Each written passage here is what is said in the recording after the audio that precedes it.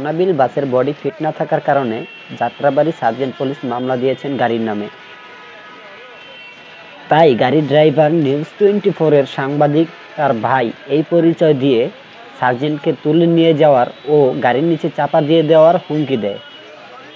পরে সেখানে উপস্থিত থাকা স্টুডেন্ট ও সাংবাদিক দেখতে পেয়ে সেই ঘটনার প্রতিবাদ করে এবং প্রতিবাদ করায় অবস্থা খারাপ দেখে বাসের হেল্পার সেখান থেকে পালিয়ে যায়।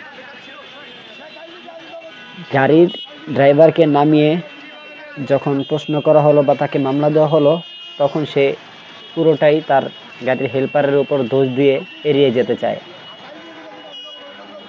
সেখানে থাকা গাড়ির নাম্বারটি হলো ঢাকা মেট্রো ব 154464। প্রশাসনের প্রতি এরূপ আচরণ সত্যি দুঃখজনক ব্যাপার। আমরা কয়েকদিন আগেও দেখতে পেয়েছি এক অটো চালক এক সার্জেন্ট পুলিশকে টেনে হিঁচড়ে নিয়ে যাচ্ছে।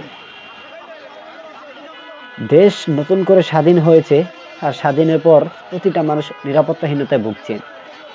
সেখানে কেউ নিরাপদ নেই, না সাধারণ জনগণ না প্রশাসন।